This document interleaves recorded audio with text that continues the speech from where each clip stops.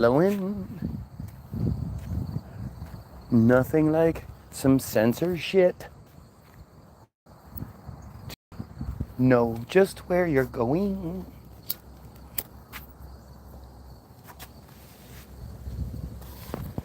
You who think you're knowing are no better than the rest. These fryers are for blowing up. Like, you know, because we're the best. So stupid. Oh, man.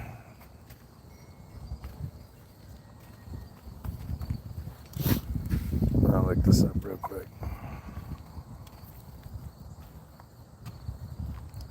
The Friars Club.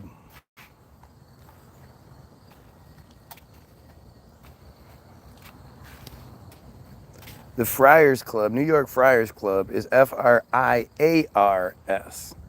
instead of F-R-E-I-R-S. The Friars Club was a private club in New York City founded in 1904 and out of business by 2024. Bum, bum, bum, bum. Famous for its risque roasts, the club's membership was composed mostly of people who work in show business. Show business.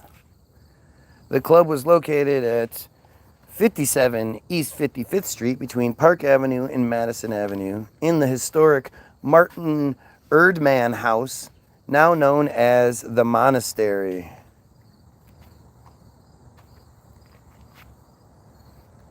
Okay, so the Friars Club, this is the logo, and it says Prea Amina Fraternitas, or brotherhood above all. That's what the saying at the top means. Brotherhood above all. Huh. It's an interesting picture. The monastery. The history. 1904 to 1950. The organization traces its roots to 1904 when representatives of the Broadway theaters, working with New York publicists organized the Press Agents Association to exchange lists of people who were fraudulently receiving complimentary passes to shows. We don't want those goyim to come to our shows now, do we? Fucking gorgers.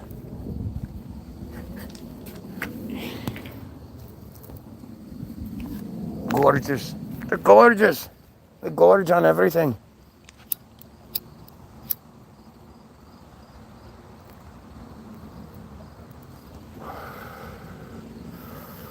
The group regularly met at Brown's Chop House. Shortly thereafter, it began its tribute dinners to theatrical celebrities, the first being Clyde Fitch. Clyde Fitch. Oh, yeah, this guy. Who?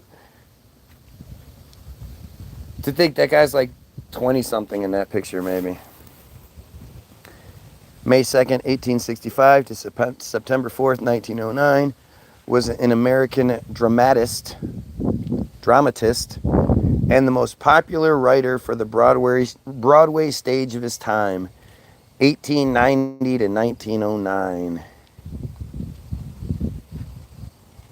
Born in Elmira, New York, and educated at Holderness Schools and Elmer's College, class of 1886. William Clyde Fitch wrote over 60 plays, 36 of them original, ranging from social comedies and farces to melodrama and historical dramas. His father, Captain, see, they always do this, right? Instead of giving you details about the person, they'll start talking about a father or something like that. It's so funny how they do this. His father, Captain William G. Fitch, a graduate of West Point and Union officer in the Civil War, encouraged his son to become an architect or to engage in a career of business. But his mother, Alice Clark, in whose eyes he could do no wrong, always believed in his artistic talent. For her son's final resting place, she hired the architectural firm of Hunt and Hunt. Oh, we know who Hunt and Hunt is. Hunt and Hunt is the ones that designed like the Vanderbilts and all that shit. They're associated with Hunt and Hunt. Must have been expensive to design a sarcophagus set inside an open Tuscan temple at Woodlawn Cemetery in the Bronx. Fitch graduated from Elmhurst College in 1886, where he was a member of the Chi Psi fraternity. Sure wish I could look that up, but it's not blue. As an undergraduate, according to Brooks Atkinson, he dazzled his fellow students with his flair for dress and his virtuosity as an amateur actor. Fitch was one of the early American playwrights to publish his plays, his first work. Again, think about this. So, the first American playwrights, amongst the first to publish, weren't until the 1880s. So, in the early 1800s, mid 1800s, 1700s, 1600s, nobody was writing and publishing plays? No Americans? Doesn't that seem, I don't know, strange? And fitting as far as the narrative goes, because so much seems to sort of begin in the 1880s.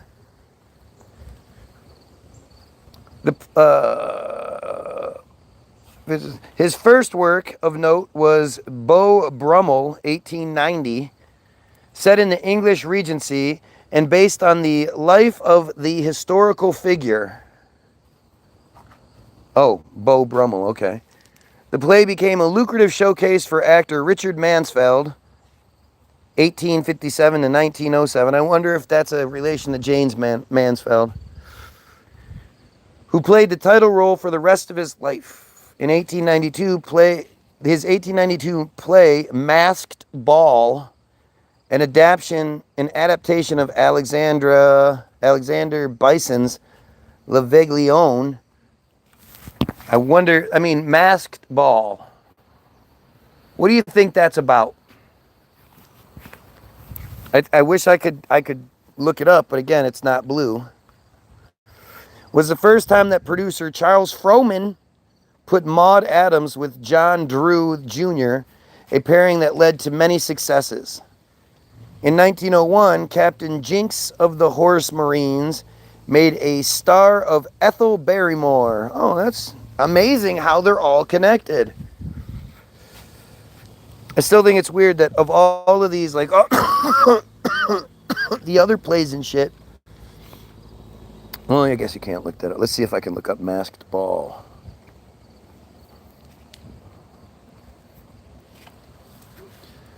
The Masked Ball, most often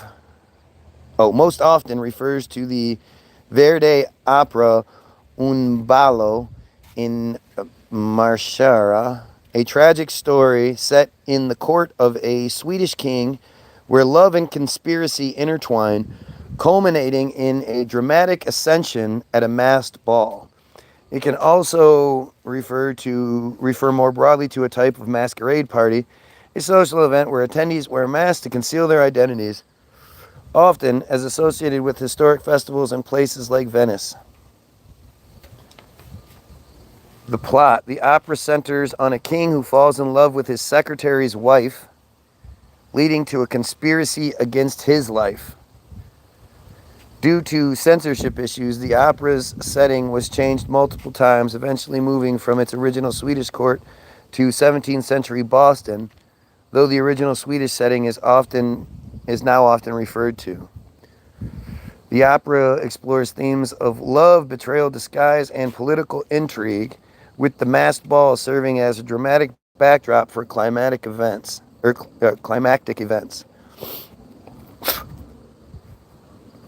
Masquerade balls became elaborate public celebrations for the upper class during the Italian Renaissance, particularly in Venice. These parties were held for entertainment and celebration, allowing people to enjoy themselves while concealing their identities. For what reason? Like, it's just so ridiculous to think that it's just normal. But think that's the second play he did.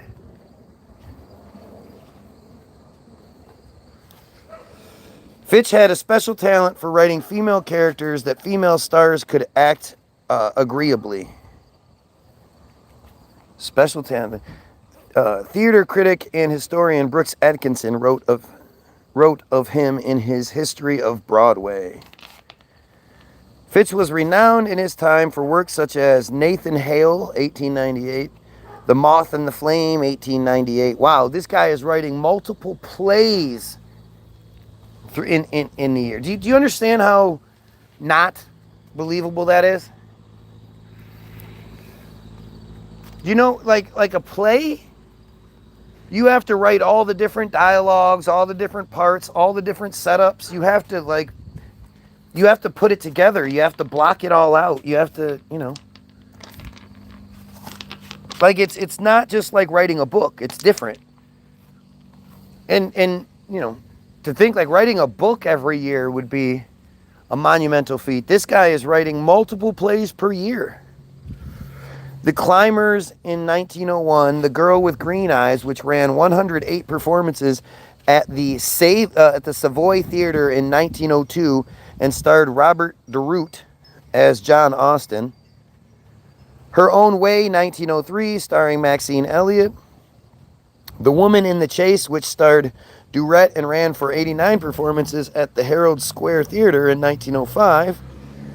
The Truth, 1907, The City, 1909, and Girls in 1910. I mean, this is one of the most prolific playwrights in history, and I'd never heard of him. But this is what they do, right? They just attach a bunch of shit to one guy, one identity, one character. And then it's like, well, what can you do about it? Most people aren't going to question things like I do to begin with.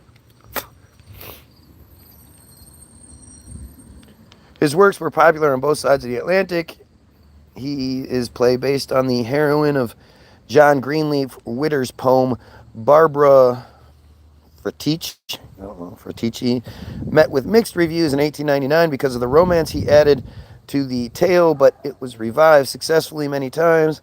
In 1896, he wrote the lyrics to the popular song, Love Makes the World Go Round.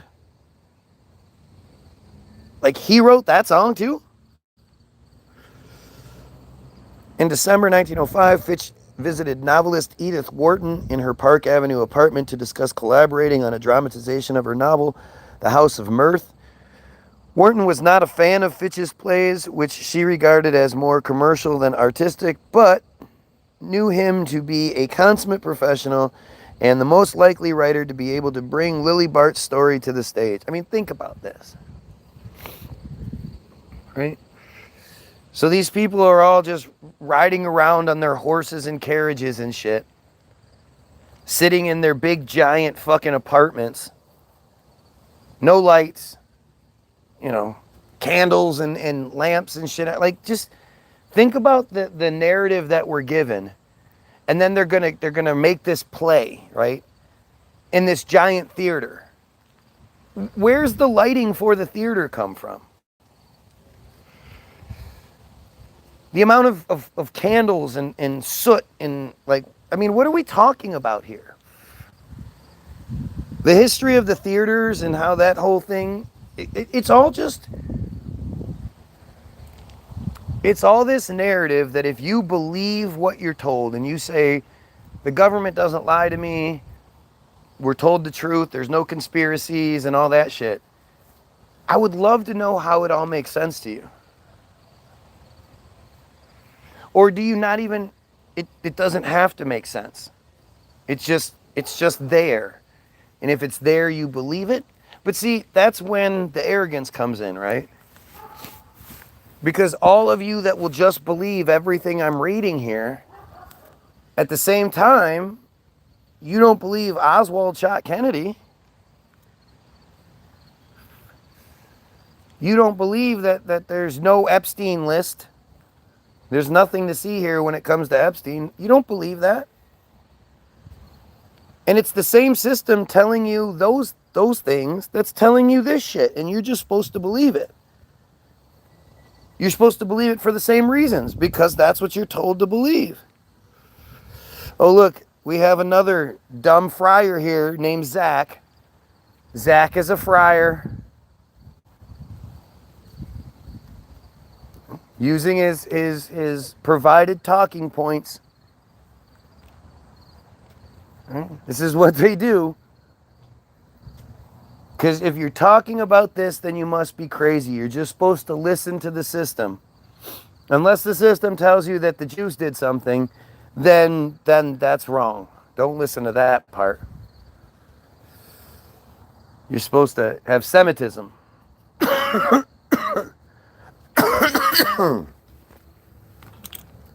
If you don't believe in Semitism, you're the bad guy. Just like I am. You're the bad guy. You know, goddamn.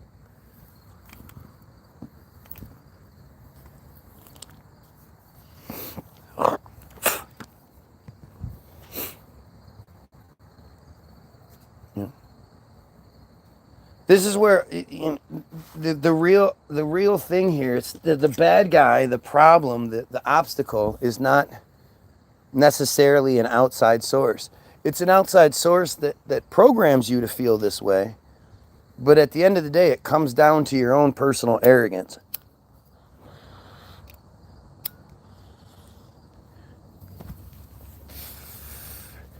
You're all so arrogant. You just don't understand it. You don't realize how arrogant you are. You see the same behavior in someone else and you call it arrogant. But when it comes to you and your own shit, you know, you're just as bad as everyone else. My wife is so good at calling out other people's shit. And like, I mean, in a good way. Like she's good at doing it where she sees the truth and she identifies the issue and stuff like that. But when it comes to her and her own shit, nope. I'm just wrong. I'm just wrong. And it really does come down to arrogance. I mean, at the end of the day, think about the whole friar cult itself. Think about Judaism as a whole. It's literally this cult that tells you that in order to be an acceptable person, a non-racist, non-discriminatory person, you have to accept that those people are born, chosen by God to rule over us, and we are nothing but their slaves. And if you don't believe that narrative, you're a piece of shit. Like you want to talk about the epitome of arrogance, right? To walk around pretending that you are the chosen people, that's arrogance on level I can't fucking match. I don't, never hear me talking about being chosen by the omniscient deity that rules the universe. I'm chosen. I was born like this. I'm just better than you. Like it's just shocking, and it's shocking that it's not like it's hidden, and we all just don't quite realize it. You Christians fight for that shit. You Christians have been tricked into fighting for a different group of people that hate you. They think you're a dumb piece of shit if you're a Christian. What you believe in, what they believe in as far as your Jesus goes and shit. You think I'm the asshole. I'm the asshole because I don't believe in it. They believe that Jesus and Mary, that these guys, they're burning, they're boiling in a vat of semen in hell for all of eternity. Like, it's like, what? Why would you believe? And then those people are your God's chosen people. Like, it's just so fucking backwards. It's so goddamn strange. But you don't want to acknowledge that. Such a weird,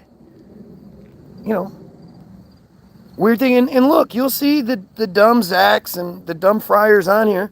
They're not going to argue with what I'm saying. They're not going to be like, no, we don't think that way. That's not what it is. They're not going to do that. They can't. They absolutely believe this shit.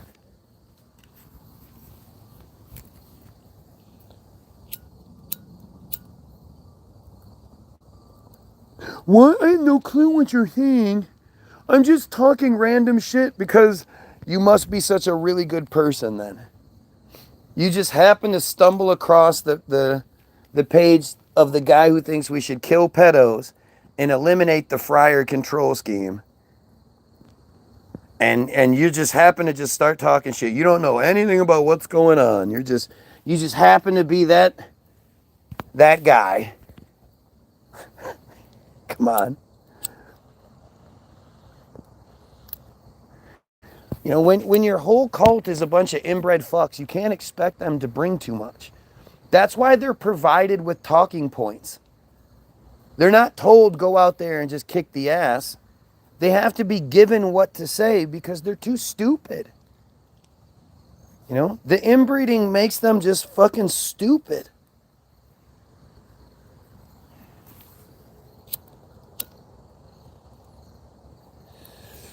Why would my live feed be broadcast through shorts? That doesn't even make sense. Stop lying.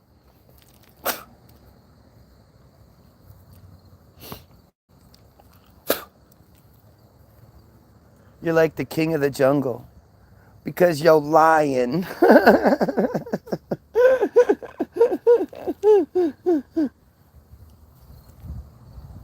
I'm not going to keep reading about this dumbass and his plays. I just want you to. We're back to the history of the Friars Club. So that was the first guy. The impresario Oscar Hammerstein was roasted in 1908, the year in which the Friars moved into a clubhouse at 107 47th Street, West 47th Street. The first Friars Frolics were held in 1911 with Abbot George M. Cohen, working with Will Rogers, Irving Berlin, who wrote Alexander's Ragtime Band for the event, and Victor Herbert. Gee, that's so strange. The money generated by the Frolics enabled them to purchase 106, 108, and 110th West 48th Street. Wow. So they had big old parties, and those parties raised money so they could buy other property to have bigger parties. Are you kidding me?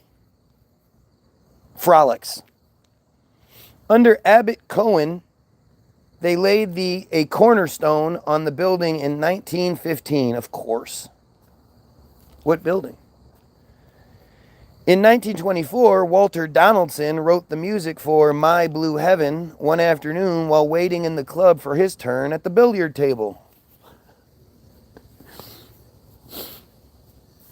We're happy to get some help. Yep. Get some help. Take your meds. Schizophrenic. We know. You're not smart enough to come up with your own shit. We know. It's okay.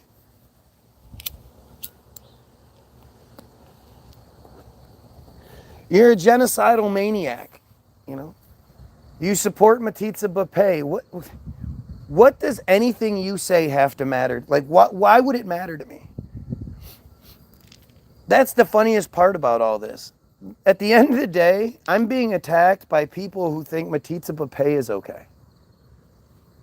I'm being attacked by people who think starving children and then dropping bombs on them, then starving them, then dropping bombs on them again is okay.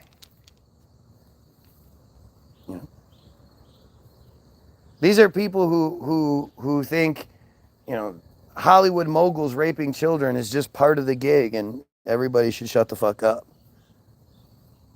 These are people who think women's vaginas are so disgusting that they need to be cleansed every single month after their period by going into some stagnant, nasty ass water.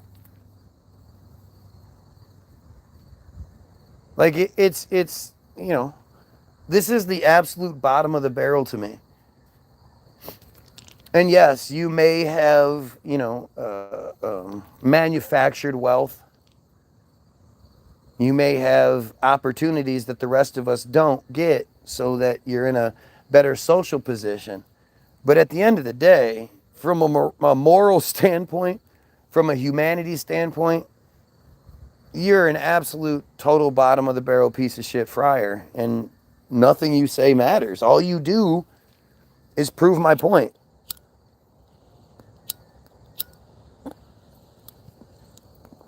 Every comment you make that isn't, yeah, we need to kill these pedos. Yeah, we need to eliminate this supremacist power structure that dominates everything.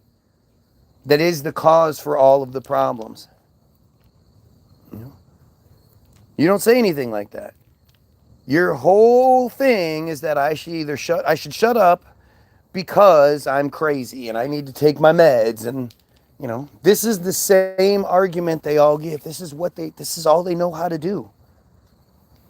When they can't, start crying and making a scene and, oh, you're hurting my feelings. They try to make the person sound crazy.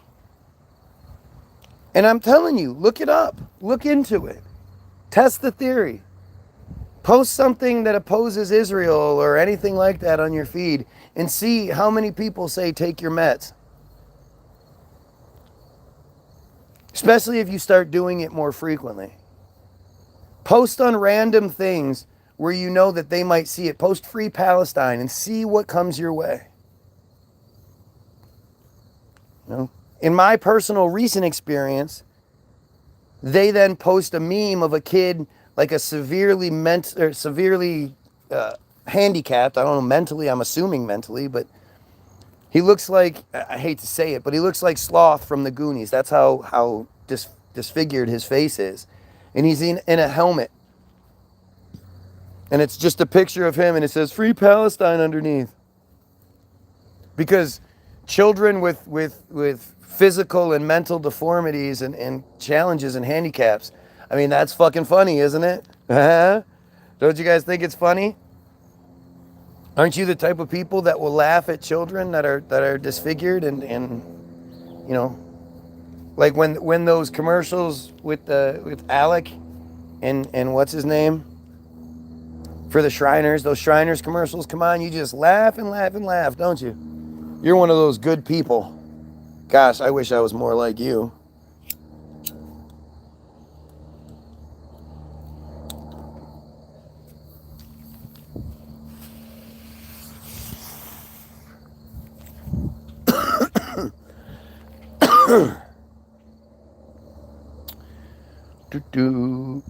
Frederick F. Schrader is credited with suggesting Friars as the name of the organization's name.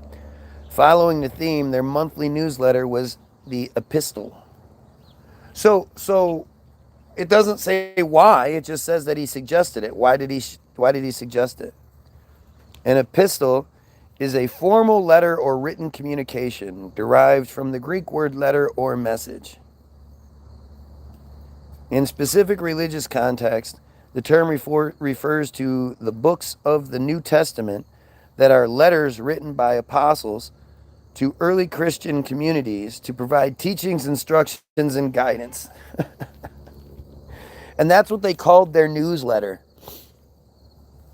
Right? Making a joke out of your Christianity, because it's the Friars Club.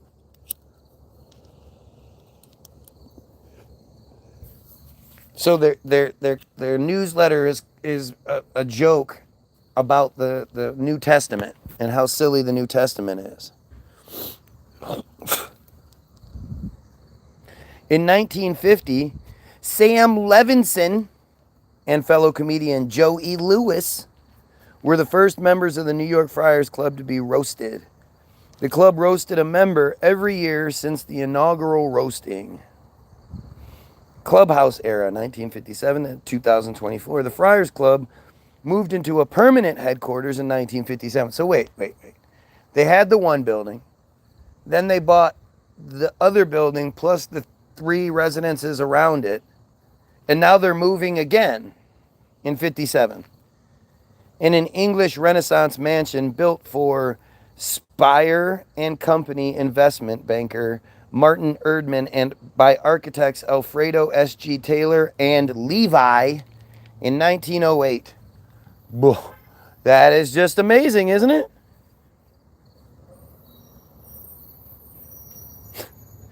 In 2013, the New York City Landmarks Preservation Commission proposed designating the Martin Erdman House as a New York City landmark. The clubhouse was designated as a landmark in November of 2016. Friars Club roasts were first televised in the late 1960s, first as part of the Kraft Music Hall series. Good old Kraft. From 1998 to 2002, Comedy Central broadcast the roast. From 1998 to 2002, Comedy Central broadcast the roast. Comedy Central then began organizing its own annual roast.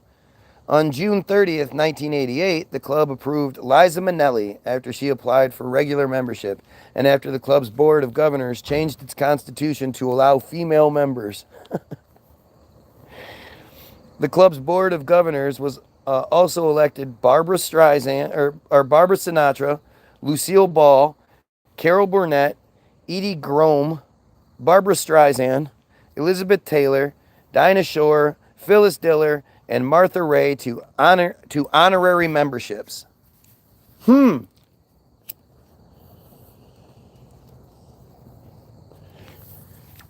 it crazy how at the most 3, like barely 3% of the U.S. population makes up, 90% of the females initiated into the ritual? Financial issues. In 2021, the Friars Club trademark lapsed and was subsequently canceled. How does that even happen? In May of 2023, it was reported that the club was facing foreclosure on the Martin Erdman House due to a building flood, the COVID-19 pandemic, and financial irregularities. In October 2024, a foreclosure auction was scheduled for the building. The auction was later rescheduled for November. The Erdman House was sold that December for $17.2 million. Organization. Officers of the club, as distinct from the Friars Foundation, are given monastic titles. In 2006, Larry King was the dean. Freddie Roman was the dean emeritus. Jerry Lewis was the abbot, named during a roast in New York City. Hey, abbot! Previous abbots have included Alan King, Frank Sinatra, Ed Sullivan, and George M. Cohen. Again, sure is a lot of one group being represented.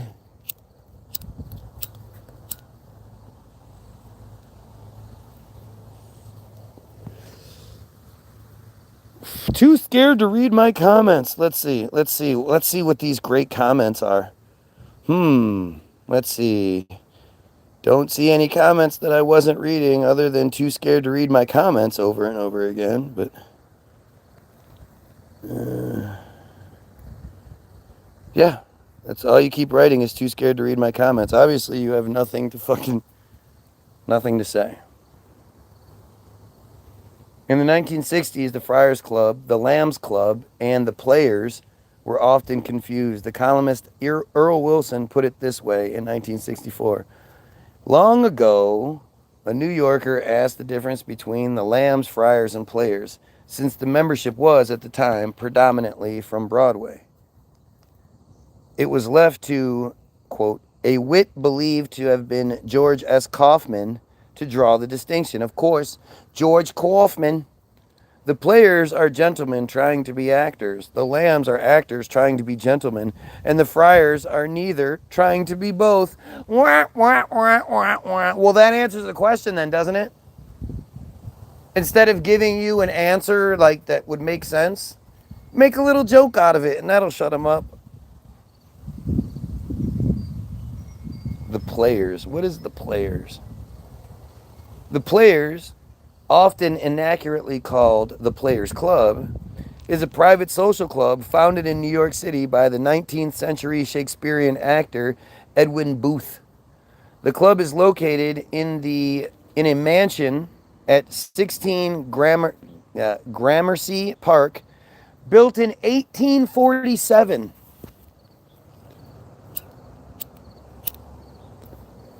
Built in 1847, still standing.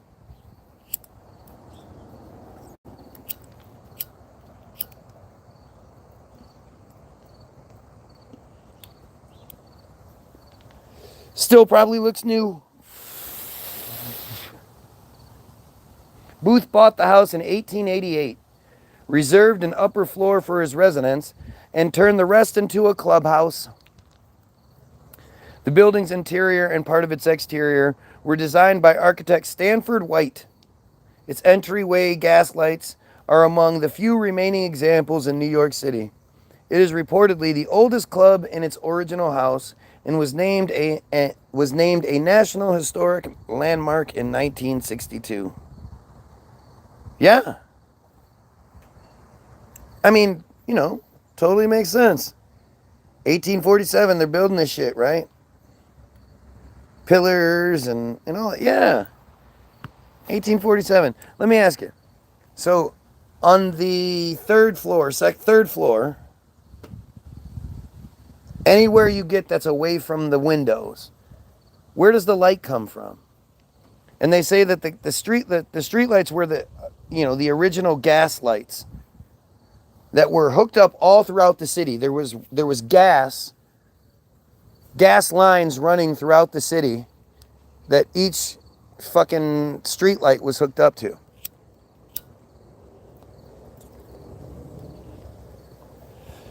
All this shit's underground. Who did this? When did they do this? How did they do this? Let's look up gas lights.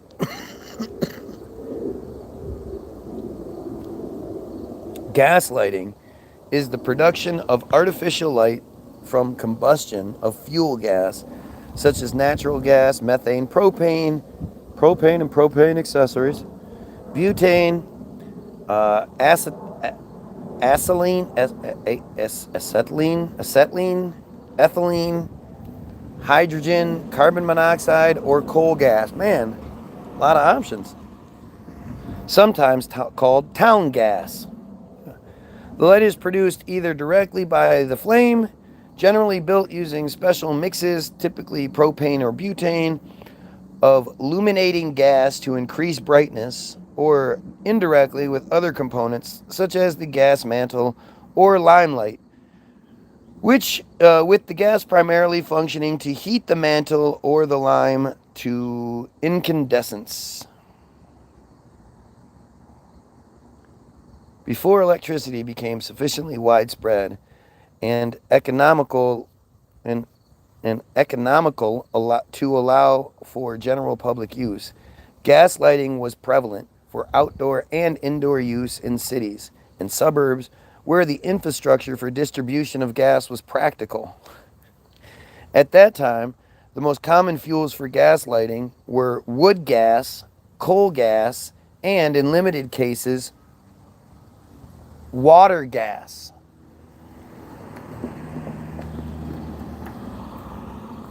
Water gas is a kind of fuel gas, a mixture of carbon monoxide and hydrogen.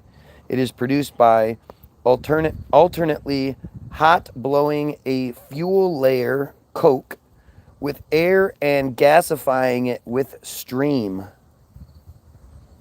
What? The caloric yield of the fuel produced by this method is about 10% of the yield from a modern syngas plant. The coke needed to produce water gas also costs significantly more than the precursors for syngas, mainly methane from natural gas, making water gas technology an even less attractive business production. Synthesis gas is made by passing steam over a red-hot carbon fuel such as coke. Coke is a gray, hard, and porous coral-based fuel with high carbon content. It is made by heating coal or petroleum in the absence of air. Coke is an important industrial product used mainly in iron ore smelting, but also as a fuel in stoves and forges. Many historical sources dating to the 4th century describe the production of coke in ancient China. The Chinese first used coke for heating and cooking no later than the 9th century. By the first decades of the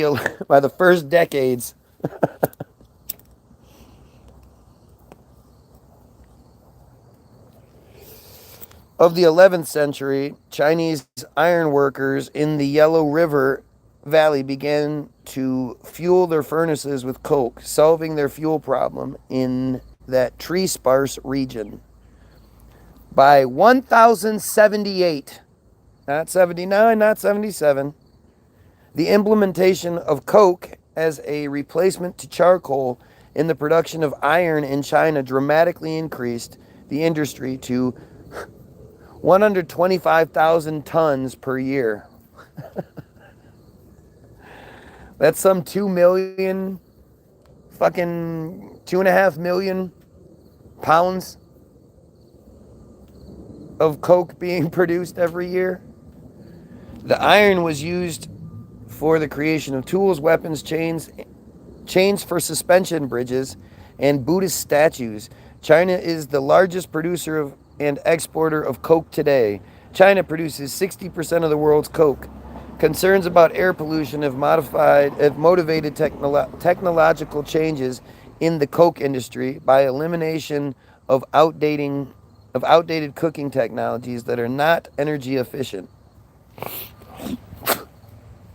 It wasn't until 1589 a patent was granted to Thomas Proctor and William Peterson for making iron and steel and melting lead with earth coal, sea coal, turf, and peat. I mean, just think about, like, we're talking about the 1000s, and somebody's like, you better make a patent for that at the patent office. And somebody's like, oh shit, yeah, I forgot about that.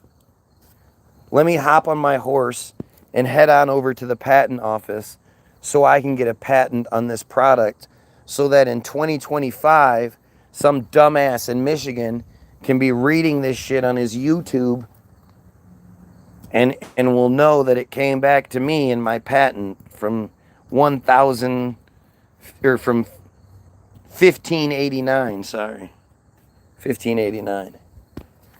Totally makes sense, doesn't it?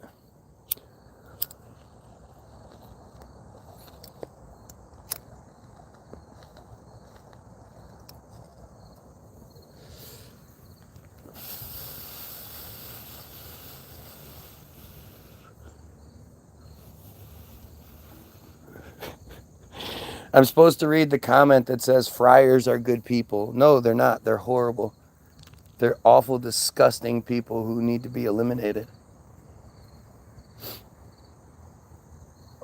The patent contains a distinct allusion to the preparation of coal by cooking.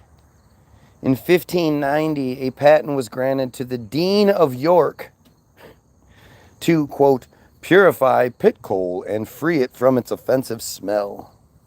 In 1620, a patent was granted to a company composed of William St. John and other knights, mentioning the use of coke in smelting ores and manufacturing metals. In 1627, a patent was granted to Sir John Hackett and Octavius de Strada for a method of rendering sea coal and pit coal as useful as charcoal for burning in houses without offense by smell of smoke.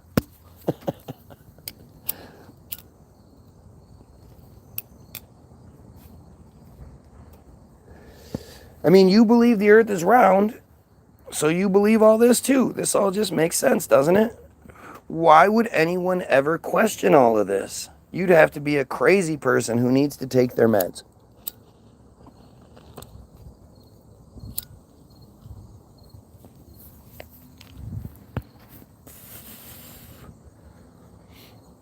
In 1603, Hugh Platt suggested that coal might be charred in a manner analogous to the way charcoal is produced from wood. This process was not employed until 1642, though. Some 40 years later, when coke was used for roasting malt in Derbyshire, previously brewers had used wood, as uncorked coal cannot be used in brewing because its sulfurous fumes would impart a foul taste to the beer. It was considered an improvement in quality and brought about an alteration which all England admired. The coke process allowed for a lighter roast of the malt, leading to the creation of what, by the end of the 17th century, was called pale ale. Oh, yeah. The original blast furnaces at Blist Hills in Madeley. Yeah, of course. Why the fuck not? In 1709, Abraham Darby I established a coke-fired blast furnace to produce cast iron. Coke's superior crushing strength allowed blast furnaces to become taller and larger. The ensuing availability of inexpensive iron was one of the factors leading to the Industrial Revolution.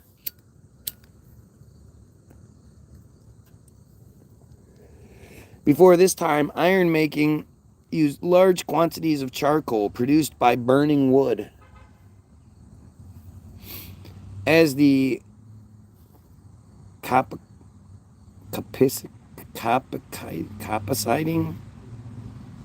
I don't even know how to say this. Coppicing, coppicing.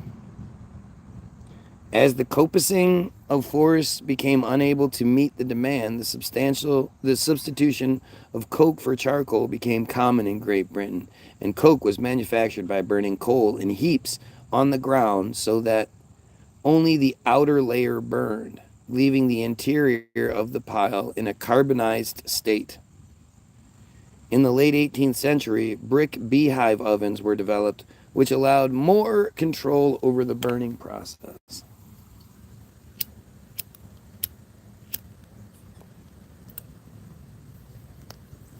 These are all great stories, but to put them into practicality is just silly when you start to think about, like,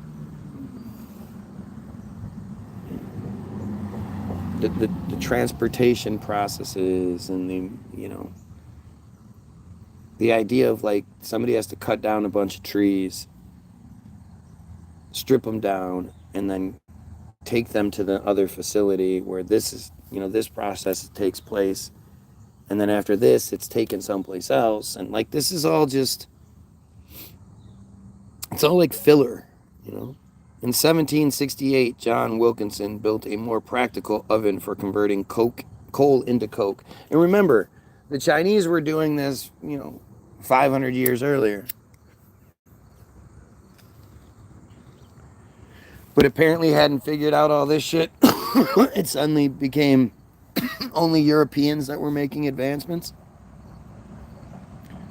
Blah, blah, blah, blah. In the U.S., the first use of coke in an iron furnace occurred around 1817. Around 1817, at Isaac Meeson's Plumstock Pudding Furnace and Rolling Mill in Fayette County, Pennsylvania. Like, this is the kind of shit where you're presented with this and they just look at you like, you believe this, right? The first use of coke, that's how we know it. Nobody else used coke, and the first use of coke was documented so that, again, in 2025, my dumbass could read about it.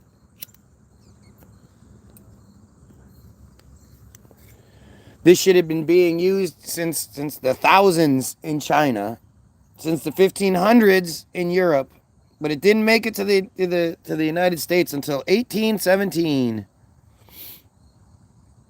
In the late 19th century, the coal fields of western Pennsylvania provided a rich source of raw material for coking. In 1885, now we jump to the 1800s or 1880s as always.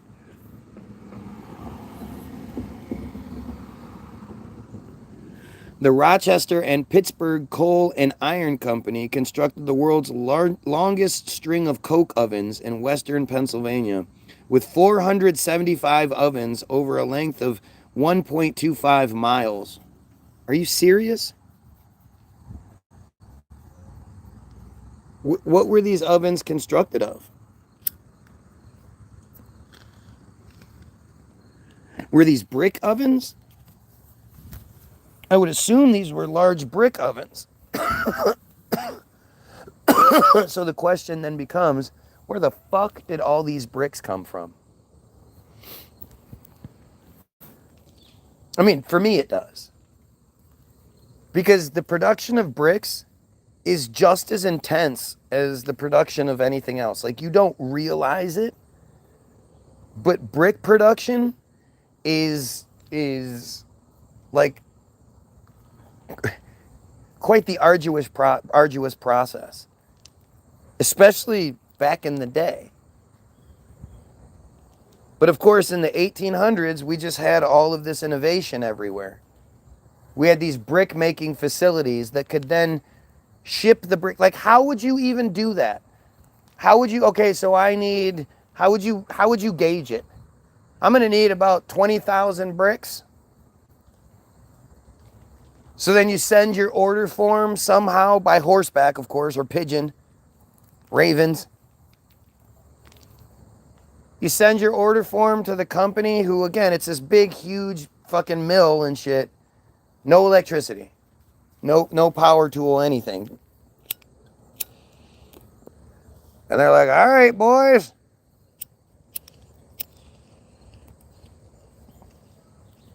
I know we seemingly have orders for fucking everywhere, everything, everywhere, all at once. But we're going to add another 20,000 bricks to the order. Where did all the material come from for all of the bricks? Where were they getting all of this material from?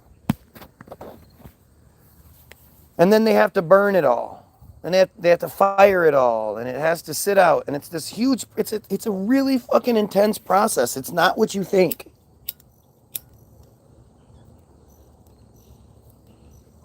That is to say, if you've ever even given it any thought.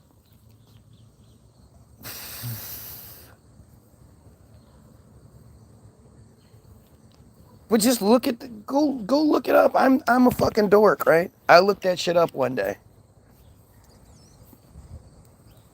And just because there's a narrative doesn't mean it makes sense.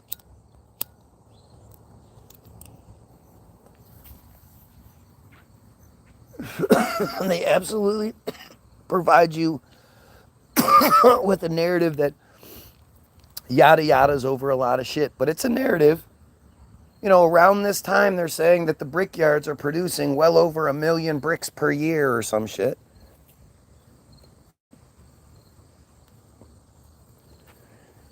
Which, again, you have to think, like,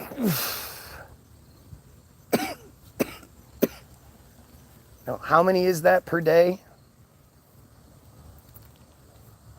How many bricks does each company have to produce per day to meet that 1 million bricks per year, or whatever it is? It might even be more. You know, you have to think about these things. And then, okay, so who produced the bricks to make all the brick ovens to begin with? Where did all those bricks come from?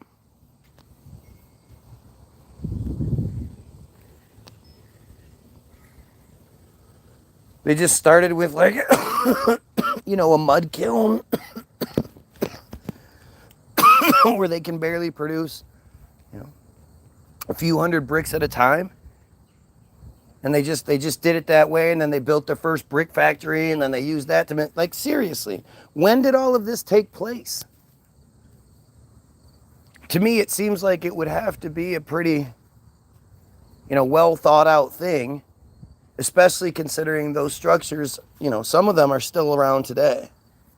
Meaning they all would be had they not been destroyed. So where did all the bricks come from? Where did all the original bricks come from to make all the brick kilns and then to have this 1.25 miles of 475 ovens to produce the coke. Their output reached 22,000 tons per month. Think about the materials it would take to produce this much. Where are they getting all of this material from? This is 1885. There aren't big dump trucks and shit for them to be moving stuff around. Where are they getting all the material to produce what? 44,000 fucking pounds of no, wait. Why can't I think of this right now? 22,220, 2 million pounds.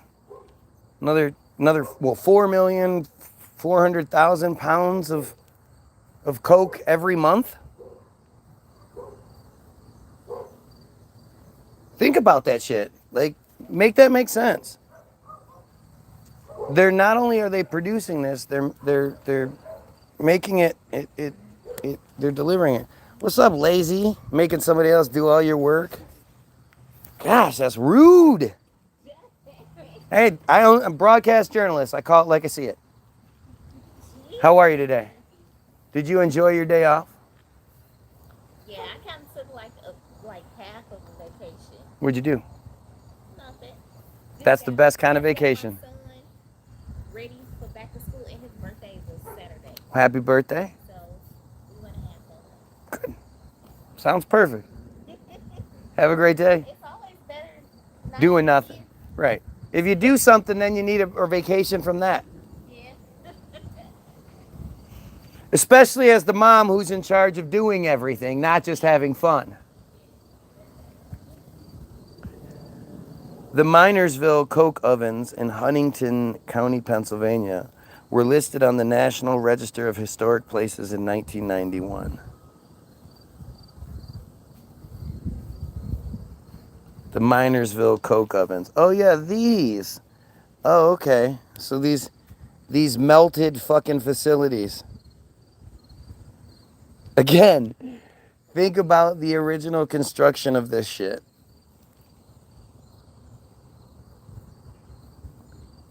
I mean, it's just so, the history of it, right? This is a national historic monument. This is what it says on Wikipedia. The Minersville Coke Ovens is an historic American coke oven site that is located in Carbon Township in Huntington County, Pennsylvania.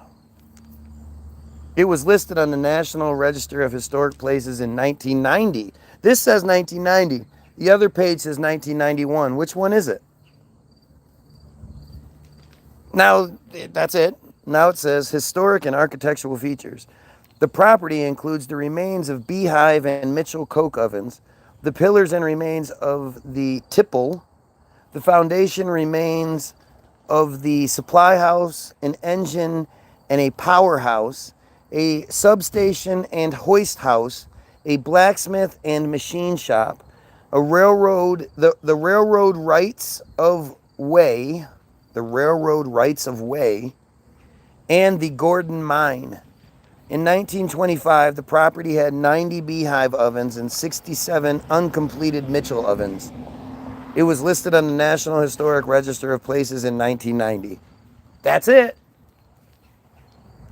That's the history of this fucking really important thing, I guess. Between 1870 and 1905, the number of Beehive ovens in the U.S. increased from approximately 200. They knew how many Beehive ovens existed in 1870. There was a count. It was well kept.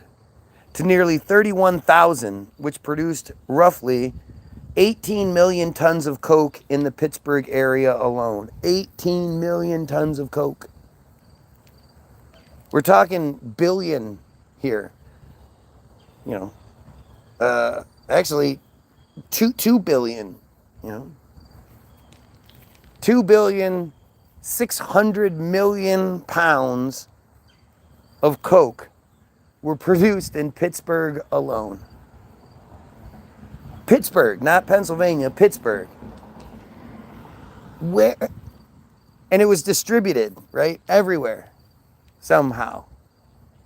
1807 to 1905. One observer boasted that if loaded into a train, the year's production would make up a train so long that the engine in the front of it would go to San Francisco and would come back to Connellsville before the caboose had gotten started out of the Connellsville yards! Exclamation point. The number of beehive ovens in Pittsburgh peaked in 1910 at almost 48,000. And you think about this shit, right? Like, this isn't stuff people talk about. So first of all, the population numbers were so much less. But these were all jobs that people had. Like, we went to Wally World the other day, and you know, you have the one guy who is sort of in charge of the self-checkout area, where we all basically, you have to do self-checkout. If you want to have them do the checkout, there may be 2 lanes open and there's a line for it. And that's only for the people with large grocery shops. And most of the lanes are closed. And you just think, like, not only is it Wally World, but it's all the thousands and thousands of little mom and pops that existed all over the place, that hired, you know, 10 cashiers and 10 baggers or 20 baggers or whatever it was. These were all people that had jobs, and if you were a cashier at a grocery store, you could put your kid through school back in the day. You could have a house, you could do all those things. It wasn't a glamorous life, but you could do it. And now, not only is that shit job not available, like, or not only does that shit job not provide you with that opportunity, it's not even available to you. Go to McDonald's. The cashier thing is just, it's done. And they're working on ways to to automate all the food production too.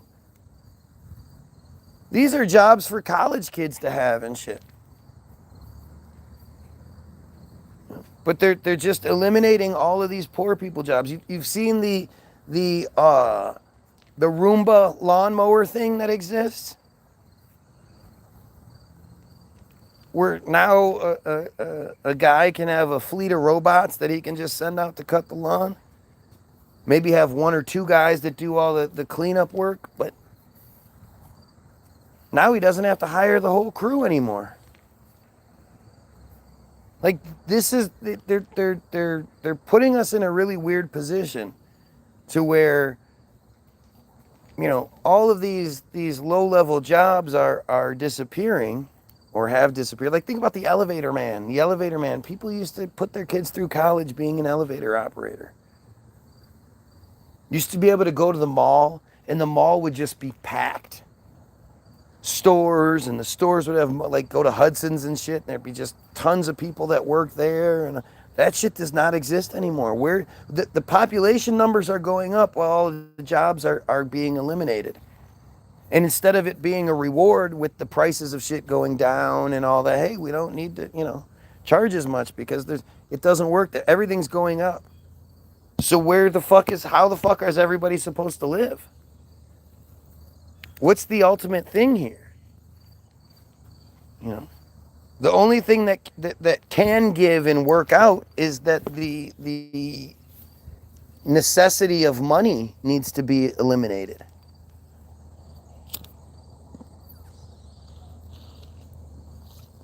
If there isn't a way for people to earn a living, you can't expect them to. And you can't expect that everyone is capable of that. Everyone is capable of doing one of those kinds of gigs where they're just, you know, they're they can not only do their 40 hours a week, but they can also add extra hours just to, you know, maybe be able to buy a nicer cut of meat that week or whatever.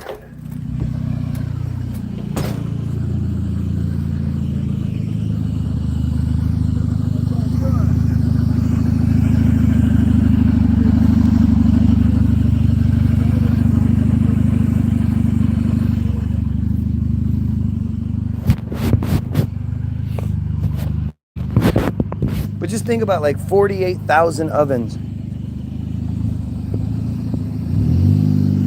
in 1910. All of those workers don't exist anymore. All of those jobs don't exist anymore. And any sort of large manufacturing plant is going to be, you know, run by mostly machines. Why wouldn't you at this point? It doesn't even make sense. Like from a business perspective, why would you, if you didn't have to use people that you would have to pay and that would, you know, switch out and the quality would change and all that, you could just set a machine to do it 24 hours a day. Why wouldn't you? Although it made top quality fuel, coking poisoned the surrounding landscape. After 1900, the serious environmental damage of beehive coking attracted national notice. Although the damage had plagued the district for decades, the smoke and gas from some of the ovens destroyed all vegetation around the small mining communities. Wow, think about that. You know, because you like to think that, like, you know, it used to be so much better. This is one of these things that people just, when they talk about make America great again, right? If you go back to any time in history, it fucking stank. You know, before there were fuel emissions and shit like that. Like if you ever are outside and an old muscle car drives by where they have to use leaded fuel, they have to put the additives in it, that shit stinks. Now imagine if all of the cars smelled like that. You know? Imagine what it was like to have all these coking ovens everywhere and, you know, the amount of smell and the lack of regulation as far as all that goes. It stank everywhere. There was poisonous gas everywhere. So bad it was killing vegetation and shit. And of course, at the time, I'm sure it was portrayed as this catastrophic, we're destroying the earth and we're this and we're that and blah, blah. Like, it's all the same shit. The same narratives are just repeated throughout history.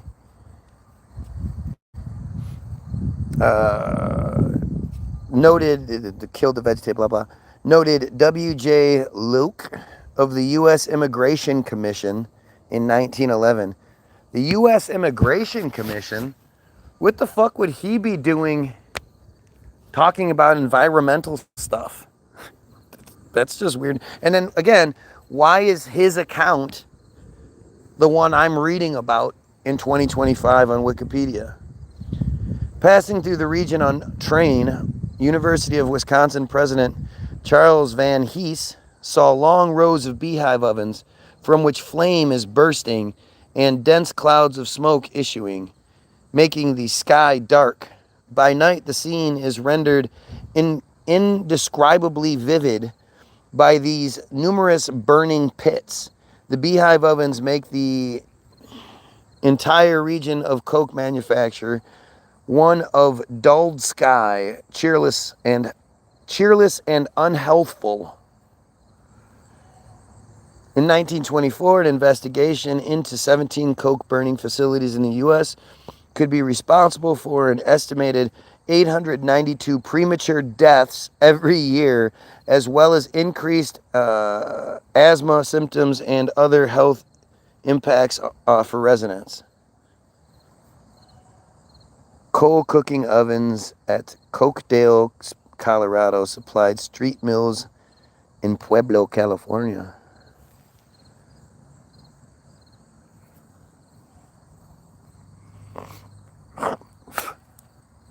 the 200 Cherry Valley coke ovens built around 1886. Again, look at all that. Who built the ovens? Built them from what? From where?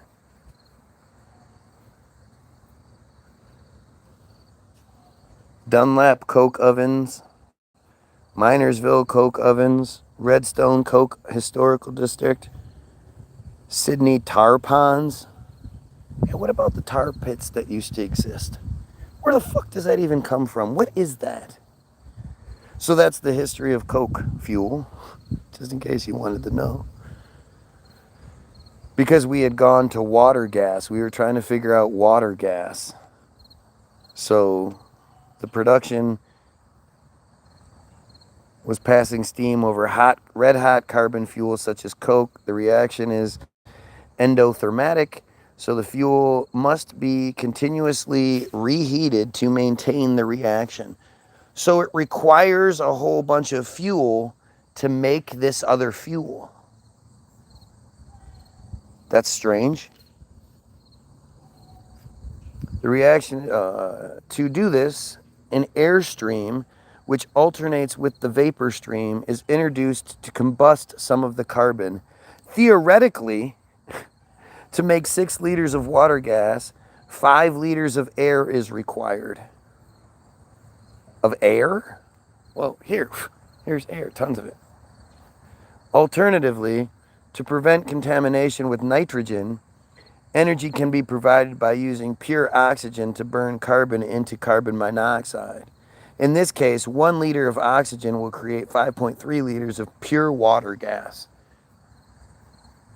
Now, just think about this. Think about this idea that these processes are taking place in the early 1800s because they were so proficient in separating gases and, heating this and doing that. And are you fucking serious?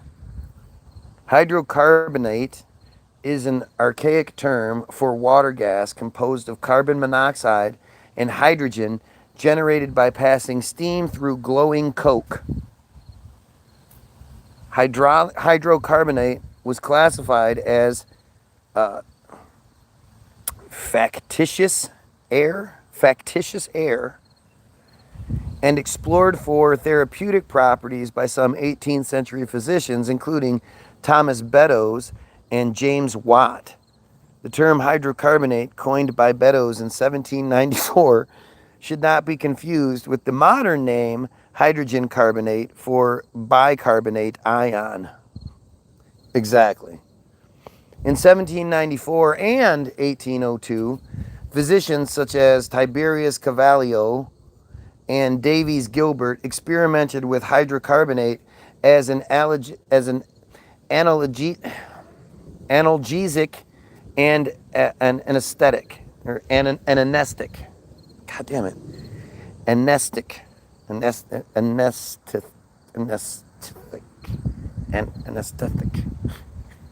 To anesthetize somebody, to put them out. Humphrey Davy infamously inhaled 3 quarts of hydrocarbonate at the Pneumatic Institution and nearly died upon, quote, sinking into annihilation. Davy recovered 2 days later and concluded inhalation of more hydrocarbonate could have, quote, destroyed life immediately without producing any painful sensations. He was right. Carbon monoxide poisoning can be fatal. Are you kidding me? This is crazy. Disease treated by hydrocarbonate included tuberculosis, inflammation, asthma, expectoration,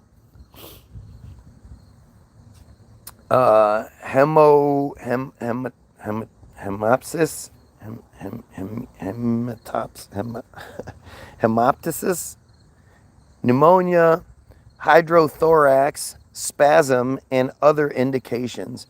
Many of the diseases treated with hydrocarbonate, whose active ingredient was carbon monoxide, are now being investigated using modern biomedical research methods to determine the therapeutic potential of carbon monoxide. For example, James Lind recognized hydrocarbonate to efficiently treat lung inflammation. Delivery of carbon dioxide via inhalation protocol or carbon monoxide releasing molecules has significant preclinical data indicating an effective treatment for inflammation. So somehow they knew this back then. The pioneering work of exploratory medicinal application of hydrocarbonate is an important origin for modern drug development. James Watt suggested hydrocarbonate could act, quote, as an antidote to the oxygen in blood. An antidote to the oxygen in blood. In 1794, and cautioned about the toxicity of an overdose prior to the discoveries of carbon monoxide, 1800, and hemoglobin in 1840. They discovered those. Despite Watt's observation, it was widely accepted that Claude Bernard had first described the mechanism for carbon monoxide poisoning by describing carbon monoxide's affinity for hemoglobin displacing oxygen to induce asphyxia circa 1857. With what? What methods did they use back then?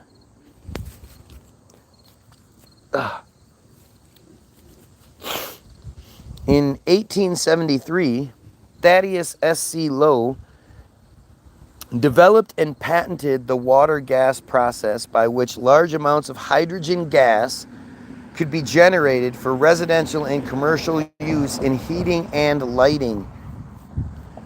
Seriously, what are we talking about here? What were the methods for producing gas and then containing it and delivering it from one place to another? This gas provided more efficient heating than the common coal gas or coke gas, which was used in municipal service. The process of the water gas shift reaction, CO plus H2O line, CO2 plus H2. The process was discovered by passing high pressure steam over hot coal, the major source of coke gas. Who thought to do that? Why would they have thought to do that? What high pressure steam did they have available that they could just be like, hey, you know what? Why don't we try passing this high pressure steam over this super hot coke that we have? Don't worry, I have my high pressure steam apparatus here. Let me just turn that on. Like, what are we talking about? You know, again, this sounds scientific and it sounds, complicated. It sounds like it's something that we would, you would need modern day stuff to do. And then again, it sounds like how did, the process even begin? Just look at how did somebody take coke and turn it into crack? Who figured that out? That's definitely not something some fucking, thugs in the street with an endless supply of coke for some reason are sitting there with their chemistry sets trying to figure out the best. Okay, so how much to even come up with baking soda to begin with? Like, why would they even think to use baking soda? And then to figure out just how much baking soda to use and how long do you cook it? And then what else? I don't know the recipe for crack, but the rest of it that goes with it. You got to stir it for this long. You got to drop it into this to make the little thing. Who came up with that? What rednecks were sitting around one day and they were like, if we just get some sooty fed and then we get some fucking ammonium nitrate and some fucking, I don't know, paint thinner and all these other things, we mix it together, we gonna make some methamphetamine that we can just smokes it and get all fucked up. Not only who came up with that recipe, how did it get everywhere all at once? How did all of these different fucking redneck, out in the create these meth labs? Who designed the meth lab and then was like, all right, here's your meth lab. It's not like we're talking about internet age, so it's not like people could just look up how to build a meth lab. Somebody had to be handing out leaflets and shit. Here's your build a meth lab. Here's your build a meth lab. Like, it just don't make no sense. Well, everything makes sense if you look at it from a certain way. So if you say, well, the government, you know, they had the ability to sit around and try all these different chemicals out. And imagine all the guinea pigs that they had to go through. All right, here's Coke plus baking soda or baking powder instead of baking soda. Here's Coke with sugar. Here's Coke with you know, all the different recipes they had to try before they finally got it right. Even more so with meth, because we're talking about a mixture of like household chemicals and shit. All right, this one is the mixture of butane and you know, and they had somebody there like, all right, give me that rock. Okay, well, I feel like my eyes are gonna explode, but you know, the aftertaste is nice. Ooh, oh yeah, and I like the way my teeth are chattering. Okay, yeah, I want to stand there and act like I'm dancing to a song that nobody else can hear. Look like I'm chewing on something. Like, who came up with that shit? This is high level chemistry we're talking about here, and it's not even a thought. You know, I've never seen a documentary that somebody produced about where, you know, how it got here. There are, you know, the idea that it suddenly just appeared on the streets, and then, you know, the news all across the country gave it the best campaign they possibly could by saying, oh, hey, check out this drug that's made from cocaine, that designer drug that the rock stars all use, and that, you know, we it's been too expensive for you to use it, but we've been telling you it's cool to use it. Well, this is a much cheaper version, a lot more powerful. It'll make you all fucked up. It'll take away all your fucking issues for a minute. Just make sure you stay away from it. It's a shitload cheaper. Stay away from it. And this shit was just, suddenly it was just everywhere. Suddenly, the news is telling everybody that there's this new shit out there. Go get it. Super cheap. Super powerful. And it's hard to put it into perspective because, you know, you have to remember that for the previous decade, you know, the idea of cocaine not even being this thing that was bad for you. Like, everybody did cocaine back then. Everybody that could afford it. So now that they made cocaine readily available to you know, the Goyim, it had a significance to it that you couldn't replicate today. But these are both high-level chemistry recipes that nobody ever bothers to figure out. Like, who the fuck figured that out? I mean, even to process coke from the coca plant is something that you have to wonder, like, how the fuck did they figure that out? But this is ancient shit. Same thing with heroin. You know, no sense in even trying. That shit's been around forever. This shit came out in the 80s and the 90s. I mean, I know, you know, they say that Hitler was real big into the methamphetamines for his troops and shit, making these super soldier, blah, blah, blah.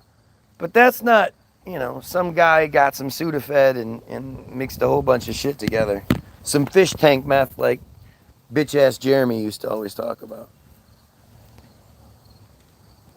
Where did it come from? You know, there's so much, and it doesn't matter whether you're talking about,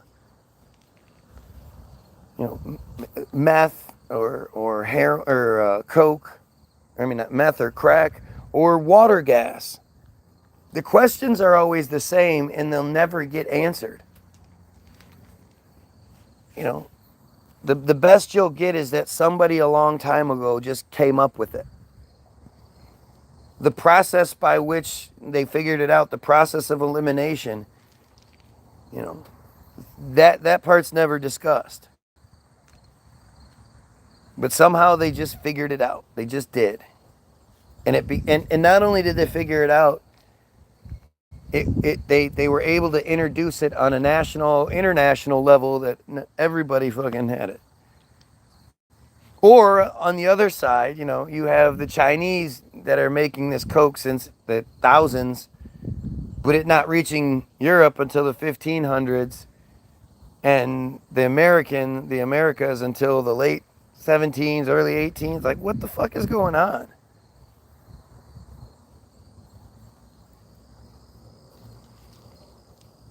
The process was discovered by passing high pressure. Okay.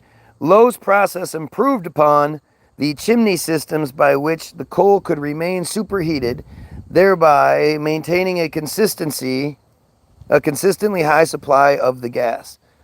The reaction produced carbon dioxide and hydrogen, which, after a process of cooling and scrubbing, produced hydrogen gas. Just think about this. Like, we're talking about, lived in wooden shacks, pooped outside, really, really basic human beings that were, like, you can see it in the what's his name? My Lunch Break points it out all the time, how in these old pictures you'll see one of their buildings, one of the old buildings, with our little wooden shacks positioned behind it. And you just don't, they don't even, it's stupid to think about it, but you don't think about it. You just see it and you go, yeah, we could build all those buildings, but we just chose not to. Instead, we built these shitty wooden shacks that, Abraham Lincoln was born in and slept in the bed with his brother and whatever, The process spurred on the industry of gas manufacturing. The gasification plants were established quickly along the eastern seaboard of the United States. They just were. Gasification plants.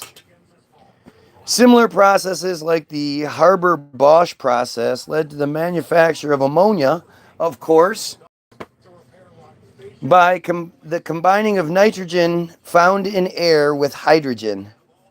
This spurred on the refrigeration industry, which long used ammonia as its refrigerant. Well, that's weird because they had dry ice. They had liquid carbon dioxide as early as 1835, from what I can tell.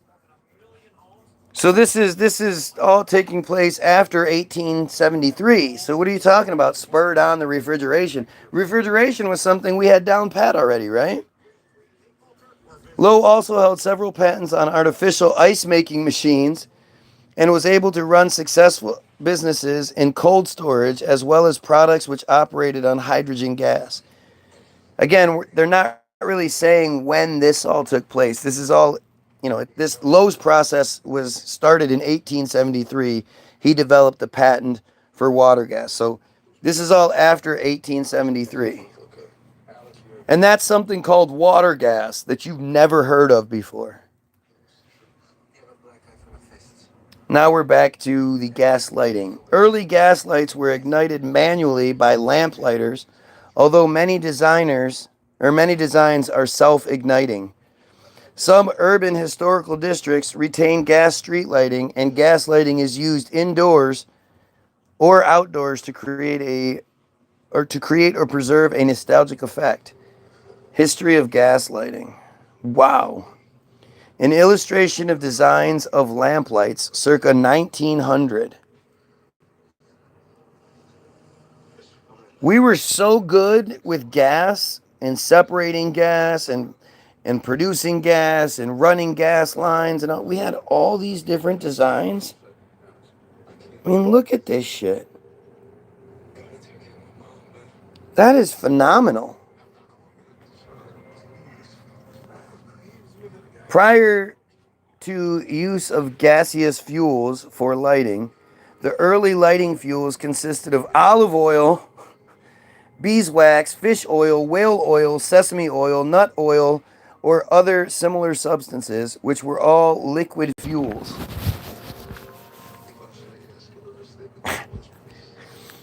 These were the most commonly used fuels until the late 18th century, so 1700s. Whale oil was especially widely used for lighting in European cities such as London through the early 19th century. Just think about how full of whales the ocean must have been back in the day. Like, it's really, really sad when we think about what these creatures are today and how revered they are today. And to think that they were just slaughtering whales left and right back then, apparently. You know, they were able to build these ships that could take out whales. I mean, but the way they make it seem like whales were as commonplace as people on land. There had to be so many whales slaughtered for whale oil to be a commonly used product. Chinese records dating back 1700 years indicate the use of natural gas in homes for lighting and heating. And it's so interesting how we always do that. It's always a thing where the Chinese actually did this like thousands of years ago, but we don't really focus on that shit. History is the white people doing it. The natural gas was transported by means of bamboo pipes to homes. Oh, shut up. They had lighting systems inside homes 1700 years ago that used bamboo piping. Are you fucking serious? Are you really willing to believe this shit? The ancient Chinese of the spring and autumn period made the first practical use of natural gas for lighting purposes around 500 BC. Fuck yeah. Not like 560. You know, not like 420. Nah, 420. Around 500. Around 500 BC. 2,500 years ago.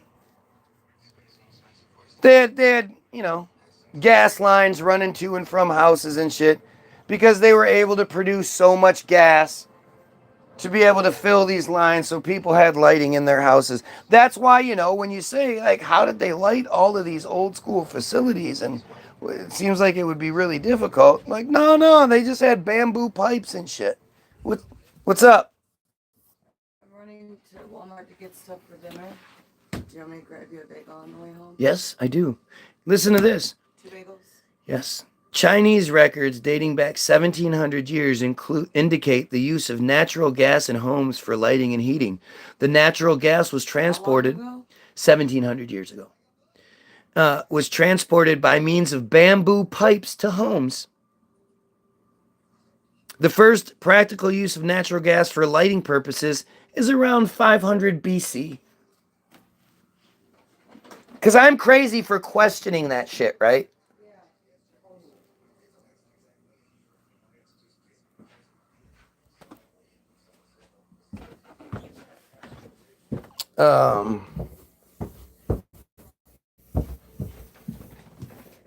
Purposes around five, in which they used bamboo pipelines to transport both brine and natural gas for many miles, such as ones in Zigong salt mines. They used bamboo pipes to transport not just natural gas, but also brine, because they had a steady supply of brine back then. Public illumination preceded by centuries. Public illumination preceded by centuries the development and widespread adoption of gas lighting. In 1417, because it's always that, you know, the Chinese did it a long, long time ago, but Europe didn't catch on till way later. In 1417, Sir Henry Barton, Lord Mayor of London, ordained lanthrones with lights to BEE hanged out on the winter evening betwixt Hallowtide and Candlemassy. Candlemas, can you hand me my coffee, please? Paris was first illuminated by an order issued in 1524. Here, you dumbasses thought that, like, shit, we were in the. There's no coffee up here. 1524, Paris had illumination. And in the beginning of the 16th century, the inhabitants were ordered to keep lights burning in the windows of all houses that faced streets. In 1668, when some regulations were made for improving the streets of London, the residents were reminded to hang out their lanterns at the usual time, and in 1690, an order was issued to hang out a light or lamp every night at nightfall from Michaelmas to Christmas. What's Michaelmas?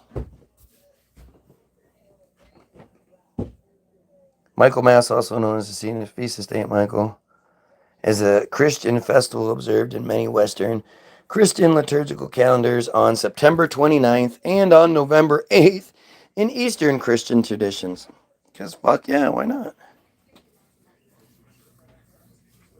By an act of the Common Council in 1716, all housekeepers whose houses faced any street, lane, or passage were required to hang out every dark night. Every dark night?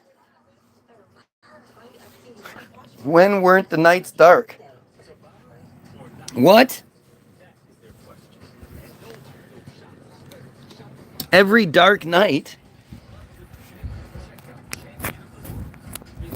One or more lights to burn from 6 to 11 o'clock, under penalty of 1 shilling as a fine for failing to do so.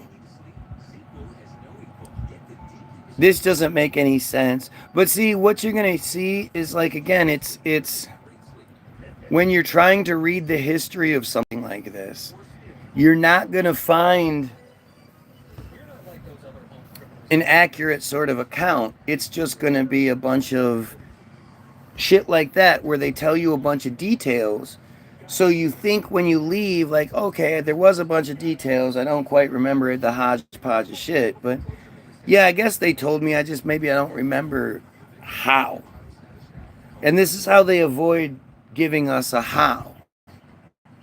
Right? This is the part of the illusion that they do with just about everything, where they provide you a whole shit ton of nonsense details, but never actually give you any meat and potatoes of what you want to know. Anyway, we're definitely going to have to continue this one tomorrow, so I'm exhausted. I'm done. Have yourself a great fucking day. Go get your free download, www.the-bilderberg-group.com. The link should be in the description afterward. The first video I was allowed to do it. The second video I wasn't. So maybe the third one I'll be allowed to do it. I don't know. It's not very consistent. But you'll have the link to the website. Free music. Just when it asks you how much you want to pay, you click download and say how much do you want to pay. You click 0 when it's free, or you donate, which we really appreciate. Hollywoodism. There's a link to Hollywoodism, the most important film ever made. It just is. Go watch it. It tells you all of this. Everything I talk about, it explains it. It explains why we think the way we do and who has been in control of what and how we think. And we already know what that answer is, but it explains it to you. There'll be the link to the article in the Israel Hayom, Hayom, website called Bottom of Darkness, which everybody should read, even though they make it so difficult to read it, because the further you get, the more the page will just keep kicking you out and trying to get you to read something else. And like it doesn't make any sense for a website to make it difficult for you to access their stuff, but for some reason they do. But go check that out. documents the the insane problem of the ritualistic sexual abuse that is everywhere in Israel, and explains again a lot more when you look at how these people think. The excuse that they give is that the abuse is so extreme that it's hard for people to believe the kids saying that's what happened. Like, who thinks that way? That's not a legitimate excuse. It's not a thing. Oh, what you're telling me is too crazy, so I'm not going to take you seriously. Nobody says that to their children, but that's what they do. And then there's 3 links to Donald Trump Hates America music video, COVID Sauce music video, and sleight of hand job music video on Facebook. Go like, share, and sub those. Like, share, and sub this video, this page. I'm the only one I know doing this. There are other things you should definitely check out. My Lunch Break, Lucius Aurelian. Check out these guys' videos. Their work is amazing, but they're not quite here. I'd love to talk to My Lunch Break, but you know how that works. So, everybody have a great day, and most importantly, you pedophiles, you kill yourself.